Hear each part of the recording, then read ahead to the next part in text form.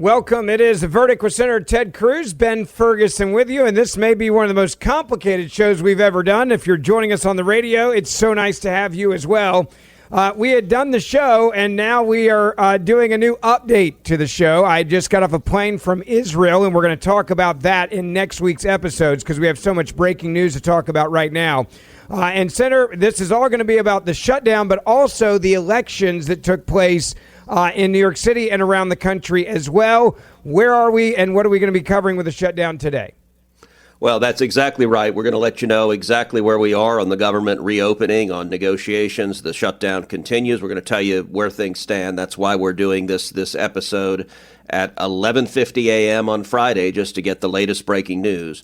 We're also going to talk in particular about flight delays and what's going on at the FAA and how that impacts you if you or your family are traveling. And then we're going to do a deep dive into the election, in particular in New York City, Comrade Mamdani, and what it means, what it says, who voted for him, what the numbers show, and it actually reveals a lot about what's happening in New York and what's happening all across the country. All of that on today's pod. Yeah, it's really incredible. I want to talk to you real quick about our amazing sponsor, and it is Patriot Mobile. I just went to Israel, and people ask me all the time, how good is the coverage? Because you want to stay with the big mobile companies. I've been saying now for years, and they've been in business for well over a decade, that it is amazing coverage. If you've got coverage right now you love, you're going to love your coverage with Patriot Mobile even more, but you get rid of the woke left agenda. I am proud to report to you that my phone worked in Israel. I traveled internationally and had zero issues with my cell service. Whether I was in Bethlehem or literally calling from Gaza at the Gaza Strip, this is not a joke, I had amazing coverage. Everywhere that I went, I flew back to the U.S., my phone worked perfectly, my emails, all the data. I was posting on social media from my phone. Tel Aviv last night, it was phenomenal. So if you're worried about coverage, don't be. Now, why should you switch to Patriot Mobile? Not only are you probably going to save real money every month, but then the magic happens. A portion of your bill every month goes back to support conservative causes, candidates, organizations that fight for our First and our Second Amendment rights, the rights of unborn children. And they do something that's really special. They stand with our men and women in uniform, whether it's police officers or law enforcement in general, or our men and women that fight for this country overseas. They stand with our wounded warriors and our fallen families who have lost a loved one so that there is the financial need and aid that is needed. So that's why I want you to switch to Patriot Mobile, because every time you pay that bill, you're making a real difference. Now, I also want to give you a free month of service. Go to patriotmobile.com/verdict. That's patriotmobile.com/verdict. Or call them 972-PATRIOT. That's 972-PATRIOT for a free month of service. Switch today. Make a difference. patriotmobile.com/verdict or 972-PATRIOT and get a free month of service with a promo code VERDICT. All right, Senator, so we're sitting here Friday, mid-morning. Where are we with this government shutdown? Because it's just insane. This is the longest shutdown ever. And there's Democrats that are celebrating this right now. Let's be clear about that as well. Yeah, unfortunately, there's been a whole lot of hurry up and wait. We are expected sometime today, sometime on Friday, to vote yet again on another bill to reopen the government. The plan is to have a vote that has three appropriations bills, has the ag appropriation bills. That also includes food stamps. Yeah. A bill that is the military construction appropriation bill and the Veterans Administration and the ledge branch appropriation bills. Those are three appropriation bills that passed with big bipartisan majorities out of the Appropriations Committee.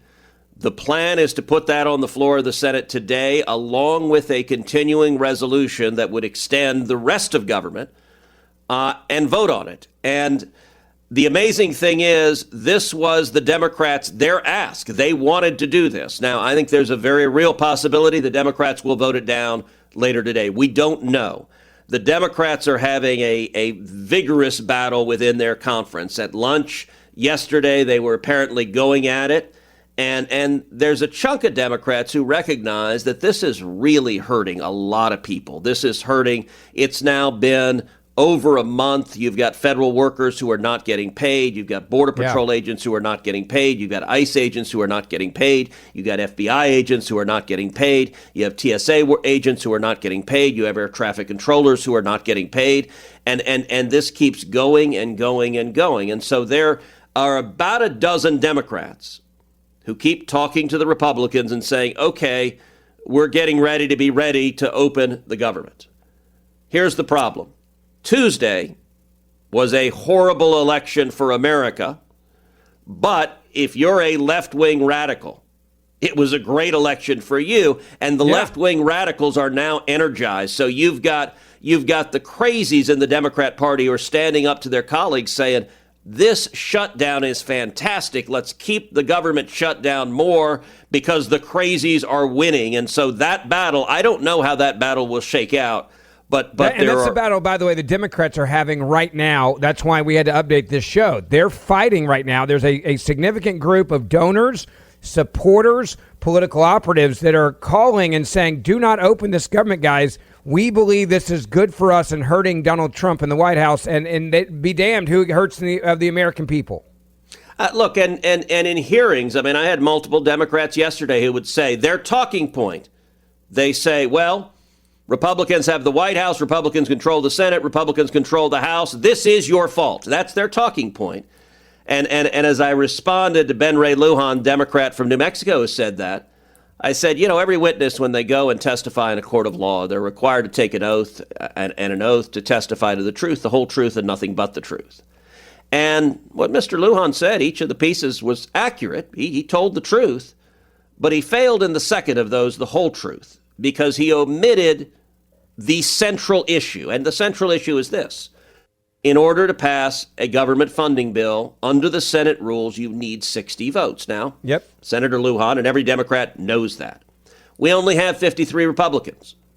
That means we need at least 7 Democrats to open the government. Again, they know that. The reason the government is shut down, 14 different times the Republicans, we have voted to open the government. 14 separate times the Democrats have voted to keep it shut down. They are filibustering right now, funding the government. They know that, and they just omit the facts. They say, well, Republicans are in charge, and there's a shutdown, so it's your fault. Ha ha. And it is profoundly dishonest. And understand, they know they're being dishonest, but you know who also knows they're being dishonest?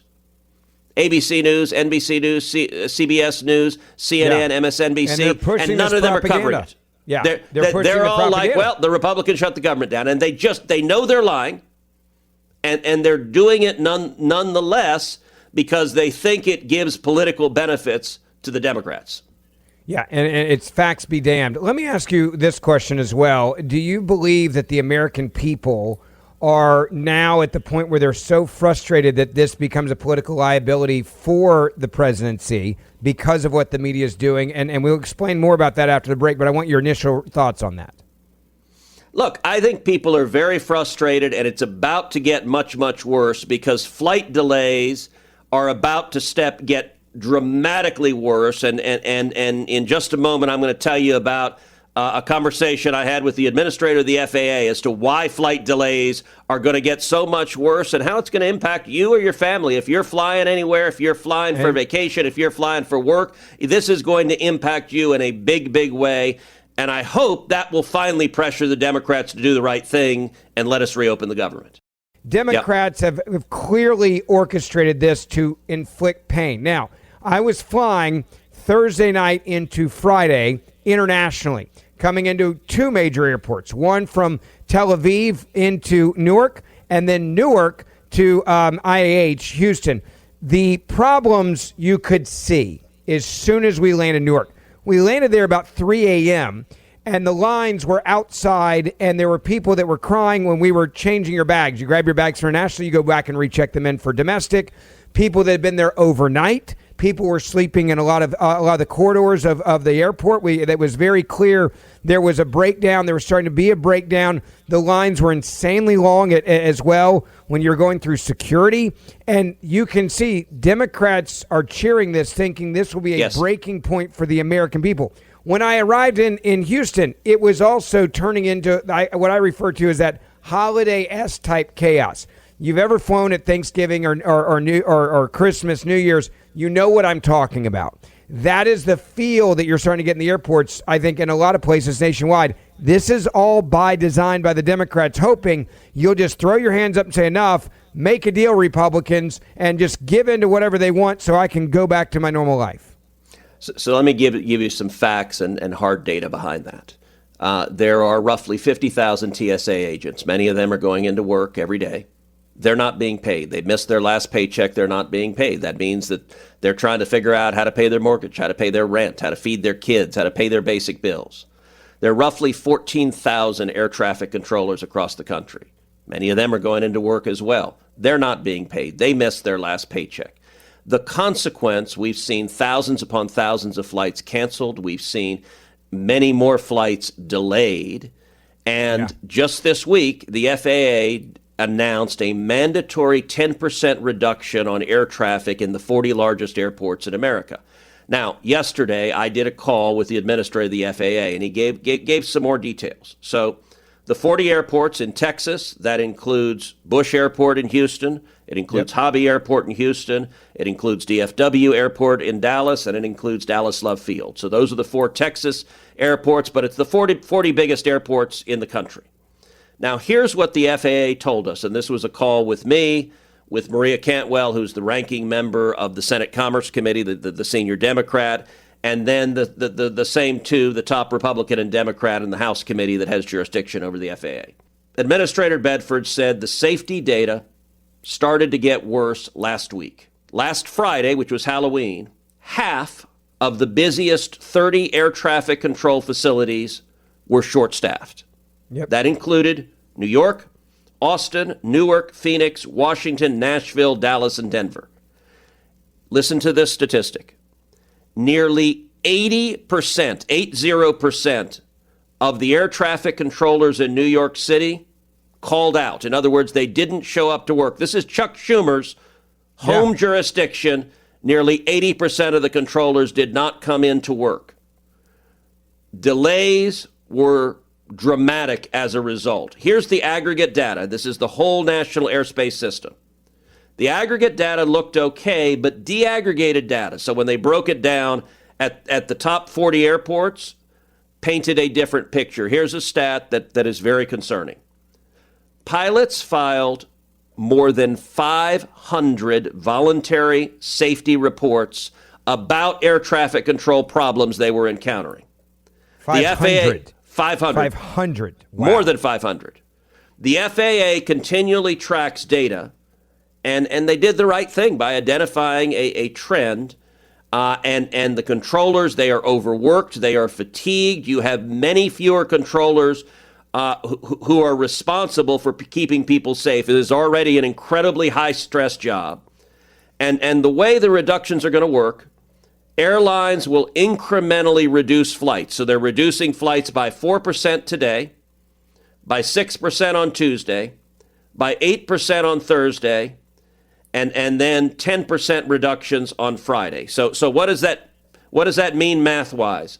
There are roughly 45,000 commercial flights a day, and that means nearly 5,000 flights are going to be canceled every single day if the shutdown extends. Now, the Department of Transportation is requiring the airlines to give full refunds, but 5,000 flights a day, that's going to impact, if you assume 100 people on each flight, and many flights have more than 100 people, but if you assume 100 people on each flight, that is 500,000 people a day. Yeah, and I think that's probably a low number. I'm sure it's a low number, but it's easy math. I'm a lawyer, not a mathematician. 500,000 people a day are going to have their flights canceled because Chuck Schumer and the Democrats refuse to pay the salaries of the air traffic controllers. And listen, a senior Democrat aide told Politico that the Democrats will keep the government shut down until, quote, until planes start falling from the sky. Wow. This shutdown is dangerous. That's not funny. That's not a good thing to joke about. We did see one plane crash already of a UPS plane, and God forbid that Democrat staffer's projection comes true, but the Democrats are playing with fire. They are gambling with people's lives, and we need to pay the damn air traffic controllers. And the American people are paying the price of this petulant political stuff. And to be clear, you guys have had the ability, if Democrats would have said yes, to pay them and keep them working, correct? Yeah, we actually had a separate vote. So Ron Johnson had a bill that said pay essential workers. It was very simple. It said everyone who has to come into work, and that includes air traffic controllers, they should get paid. We should not freeze their paycheck. And you know what happened? The Democrats' party line voted against it, said, nope, we're not going to pay the federal workers that we're making come into work. We're not going to pay the air traffic controllers. And the reason they do that is because they know the press will lie for them and just blame it all on Trump. It's a straight-up vote. The Republicans are voting to open the government. The Democrats are voting to shut it down, and yet they're lying with the media's happy complicity. All right, so let's break down the election. It was a, quote, disaster. The media was just thrilled of what happened on election night. Mamdani is the one, though, that I want to really focus on for a second. He is a communist. He's a proud communist. He went back to his core beliefs in his victory speech, basically yelling at Donald Trump and saying, we are a communist city. The red apple literally now is red apple of communism. Breaking this down, this seems to be a point where Democrats are actually almost doubling down on this type of extremism in their party. I think this is actually going to grow between now and the midterms, and I want your reaction to what we learned. Well, Comrade Mamdani is the face of the Democrat Party now. And I got to say, the election results this week, they were a disaster. They were an absolute blowout. What is striking is several things. Number one, turnout was exceptionally high among the left-wing base, and that's a real warning sign for next year, for the midterms. The left showed up in massive numbers. They're pissed. They hate Donald Trump, and that anger is dangerous. That anger is motivating. And too many folks on the right, too many kind of in the common sense middle, stayed home. And I will tell you, if you look historically, all right, let's go back to 2008. 2008, Barack Obama's elected. As a result, a lot of folks on the right, you and me included, were really unhappy. We didn't like Barack Obama's policies. We were pissed off. 2010 was a massive tidal wave year. It was the Tea Party wave, and it was in large part because those on the right were particularly energized and angry. Fast forward to 2012. 2012, Barack Obama is reelected president. And the reaction again, 2014 was another wave election, a huge election. We won 9 Senate seats. We retired Harry Reid as majority leader. We won the biggest majority in the House since 1928. And it was because, again, those on the right were angry, they were energized, they were contributing money, they volunteered, and those on the left were complacent. By the way, fast forward to 2018. Donald Trump had just been elected in 2016. 2018 was a very good Democrat year. We lost a bunch of seats. Why? Because the left was really energized, and folks on the right were a little bit complacent. This week's election day suggests that we're in real danger of that happening again in 2026, that the left, I'll tell you on fundraising, the left is outraising the right anywhere between 3-1 and 4-1. That is really, really dangerous. Yeah. And the turnout in Virginia, the left showed up in much bigger numbers. The turnout in New Jersey, the left showed up in much bigger numbers. The turnout in New York City, the left turned out in much bigger numbers. Now, Ben, I'll tell you one of the most interesting, do you know what demographic was dominated by the radical left wing on Election Day?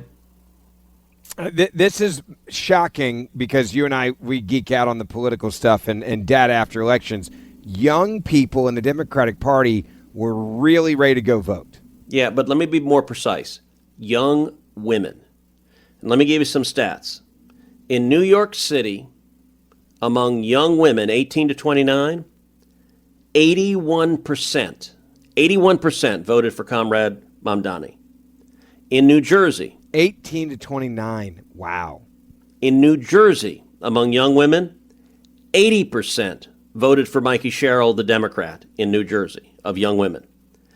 In Virginia, 78% of young women voted for Abigail Spanberger. It was dominant. And by the way, to give you a comparison, because yes, young people went left, but there was a big gender gap. So, young women in New York, 81% for Mamdani. Young men, 64% for Mamdani. So almost a 20-point gender gap.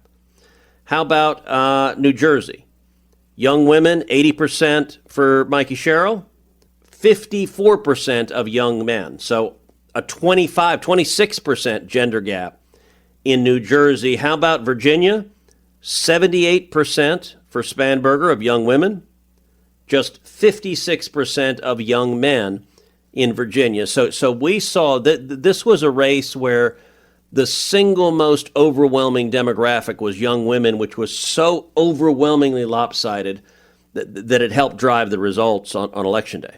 You know, when you think about this, and then it goes back to, okay, what was the messaging that was connecting with young women to have them come out in these numbers? Or was it not so much of a message? And this is part of the breakdown of trying to figure out what you learn from an election to make sure before the midterms we can course correct it. Or was it just that the left and women in the Democratic Party were so motivated compared to conservative women? I call it the Trump slump. You feel like your party's in power. You feel like they're doing the things that you asked them to do. Complacency. Donald Trump is putting in complacency, but you feel comfortable because you're like, we just won an election. Yeah, things are great. Donald Trump's doing what he said he was going to do. So when you look at it, was it issue-based based on data that we've seen, or was it more just the other side was so angry that Donald Trump won and they wanted to win so badly to send a middle finger to the president that they showed up in these record numbers and they voted for their candidate? Yeah, we don't have that data yet. There will be time to break that out, but we don't have it right now. But I'll give you another aspect in New York City. So there was a massive difference based on whether you were a longtime New Yorker or you were new to the city. So if you're a New York voter and you had been in New York City, you lived in New York City less than 5 years, what percent of the people who lived in New York City less than five years do you think voted for Comrade Mamdani? Got to be overwhelmingly high. 83%. All right. How about 5 to 10 years? What do you think 5 to 10 years? I would say it's probably still fairly high, but not as high as that first group. 76%. Okay, wow. Let's go 10 years or more, but not born in New York City. What do you think the percentage is? About 50%? 54. So it drops from 76, 5 to 10 years, to 54. How about I was born in New York City, which, by the way, is 47% of the voters were born in New York City. What do you think? What percent of the vote do you think Mamdani got of people born in New York City? I'm going to guess below 50%. 34%. Cuomo got 45%. So Cuomo beat Mamdani by 11 points among people born in New York. But among people who lived in New York less than 5 years, Mamdani beat him 83% to 15%. So it is overwhelmingly Clear what? There's a clear rallying cry from Mamdani, and he did this in his campaigning. He did it, by the way, in his victory speech. He said that New York City is a city of immigrants. In other words, if you came here recently, I'm your guy. The establishment, the old school, the American citizen, you're not a priority in New York City anymore. This reminds me an awful lot of what we were talking about 10 years ago in major cities in the UK. We are seeing a lot of those same type of results now in New York City.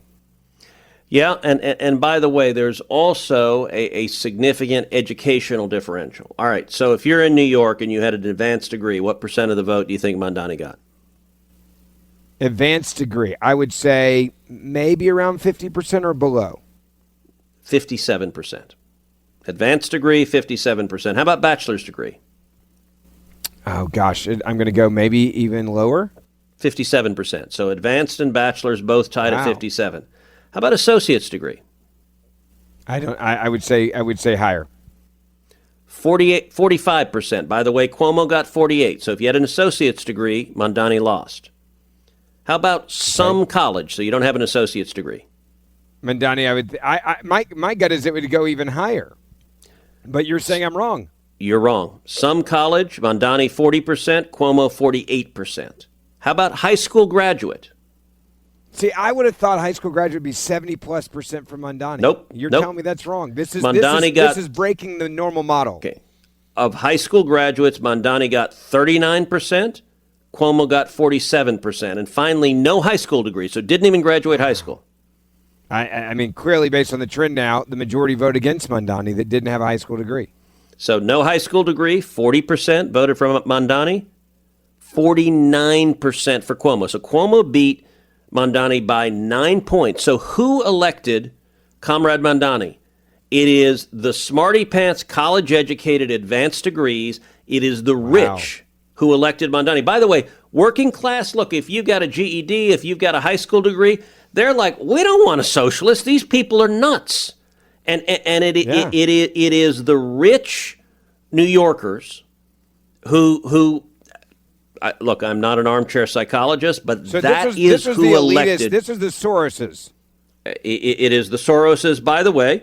The same Comrade Mamdani who said we should have no billionaires also happily tweeted out a picture. Actually, Alex Soros tweeted out a picture. So proud to be a New Yorker. The American dream continues. Congrats, Mayor, with a picture of the two of them together. This is the same guy who said no billionaires, well, except for the billionaires that funded the communist takeover of New York City. One of the other things that we're looking at with this exit poll data and what we're witnessing is that the demographics here made the difference in this election. Dive into a couple more interesting points that you mentioned to me as well. So look, one of the interesting things is the breakdown by religion. So among Protestants or other Christians, what percent do you think Mamdani got? Among Protestants or Christians, I would say it would be well below 50%. 43% and 48% voted for Cuomo. So Protestants or other Christians, Cuomo beat him. How about among Catholics? I would hope lower than 50. It was actually lower than Protestants. It was 33% of Catholics voted for Mamdani, 52% voted for Cuomo. So Catholics, which is 27% of the vote in New York, went by 19 points for Cuomo. How about Jewish voters? This is a fascinating one. So being in Israel all week long, and this was something that was talked about everywhere I went in Israel, they couldn't believe that anybody that's Jewish would vote for a jihadist advocate in Mamdani, and yet the shocking polling data, I'm guessing, is going to show that there were a, quote, significant amount of Jewish people that voted for Mamdani, and it has blown the minds of everybody in Israel this week. 32% of Jewish voters in New York City voted for an open jihadist who says globalize the infantile. 64% voted for Cuomo, but 32% of Jewish voters voted for Mamdani. How about other? And other, I suspect, is overwhelmingly Muslim, maybe some Hindu, but predominantly Muslim. What percentage? I'm assuming it's got to be very high voting for Mamdani. 71%. 24% voted for Cuomo. Now, of the total New York voters, that's 14% of the electorate, but 71% of other voted for him. And how about none? So you don't have any religion.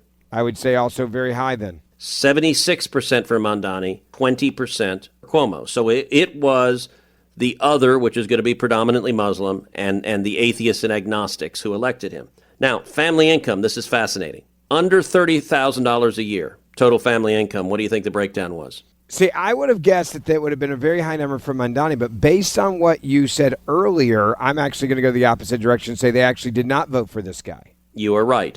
People making under $30,000 family income, 42% voted for Mamdani, 48% voted for Cuomo. So Mamdani lost the people under $30,000. Break that down for half a second. Mamdani being, hey, everything's going to be free, the government's going to fix all your problems, the government's going to take care of you, this is communism. The youngest, hardest working in New York weren't buying that BS. They were saying, we don't believe you, and they voted against him because they said we don't want that form of government. That is a very interesting takeaway here. It is. Now, the next several income bands, 30,000 to 50,000, Mamdani got 53%. 50,000 to 100,000, Mamdani got 56%. 100,000 to 200,000, Mamdani got 55%. 200,000 to 300,000, Mamdani got 49%. And so he won every income group between 30,000 and 300,000. And then 300,000 or more, Mamdani got 33% and 62% voted no. So the people who voted against Mamdani, the people that are really rich are evil, right? That's part of what he said here. Is that we're going to tax you more, we're going to take more of your money. So if you're making $300,000 or more in New York, and there's a fair amount of people that make more than $300,000 in New York because New York's so expensive to live there, he was basically saying you are the enemy of me. of my government. I'm coming for your money. I'm coming for your housing. I'm coming for your way of life. He was unapologetic about that. So they heard that warning and said, we're voting against you. Look, the income bands that voted against Mamdani were below 30,000 and above 300,000. So below 30,000, you voted against Mamdani. Above 300,000, you voted against Mamdani. And that entire wave, and the biggest income group that voted for Mamdani was 50,000 to 100,000. And that overlaps with the young people. These are young, college-educated. They're disillusioned. They're angry. They're socialists. They've been weaned on socialism. All right, I want to give you one more stat, which is a fascinating one, which is, are you gay, lesbian, bisexual, or transgender? What percent of New York voters that are gay, lesbian, bisexual, or transgender do you think voted for Mamdani? Traditionally, I would have said very high. However, knowing what he's been saying, I'm going to go with maybe it's lower than I thought, so 30 to 40%? 81%. Wow. And so 15% voted for Cuomo. Didn't pay attention to the fact this guy supports people that throw gays, lesbians, and transgenders off rooftops, and that's part of the people he supports. That's truly unbelievable. It is truly unbelievable, given radical Islamists, and they literally want to execute people who are homosexuals. So, of the voters in New York, how many do you think are gay, lesbian, bisexual, or transgender? I honestly have no idea. What is it? 14%. So 14% of the voters, the gay, lesbian, bisexual, or transgender, voted 81-15 for Mamdani. How about voters who are straight, which is 86% of the voters? What do you think the breakdown was for Mamdani for voters who are straight? I'm going to guess it was fairly high as well, based on what you're saying. It was actually basically a tie. 46% of heterosexual voters voted for Mamdani and 45% for Cuomo. So understand, who elected Mamdani? Young women and gays, lesbians, and transgender. That's what the exit polling shows, which is amazing given that as an Islamist, he believes in very limited rights for women, and he is supportive of views that oppress those who are gay and lesbian. And it's an example of how ideology trumps anyone's self-interest and ignorance. I think ignorance drove a lot of this election. When you break this down and you do the takeaway, I'm going to dive into these numbers more. A lot of people that run races around the country are going to look at these numbers as well, and they're going to say how much of this will apply outside of New York. I think you could certainly apply this data to places like Chicago or Philadelphia or Boston, right? More of these kind of liberal, elitist type cities, I say, on the left. But nationwide, I'll be very interested to see the breakdown. And then this comes to the big question, the big takeaway. Why hasn't a member of the media, I haven't seen this, Grant, I've been in Israel all week, but I've been watching this very tightly. Why has no one in the media asked Mamdani the big question, which I want to know is, all right, well, are you running for president right now? Because if this is the Democratic Party, he has to be on your short list right now. Am I wrong? Look, I think right now Mamdani and AOC are the heart of the Democrat Party. And by the way, we saw all of these Democrats that are supposedly mainstream Democrats, although there are no mainstream Democrats left. People like Kathy Hochul, the governor of New York, people like Hakeem Jeffries, the House minority leader, rush down to endorse Comrade Mamdani. And every one of the Democrats is terrified of the radical left because that's where all of the energy and passion is in the Democrat Party right now. Truly incredible. Don't forget, we do the show as a podcast 3 days a week. Hit that subscribe or auto download button wherever you get your podcasts. And also, this show is on YouTube as well. We are doing a lot of our episodes now, the majority of them on YouTube. So subscribe to Verdict with Ted Cruz on YouTube. You can watch these episodes as we are all over the world and always in different places. That's kind of the fun of like, which background do we have today? So make sure you grab it there. Don't forget, hit that subscribe, auto download button. And the Senator and I will see you back here on Monday and on this radio station next weekend on the podcast. Have a great week.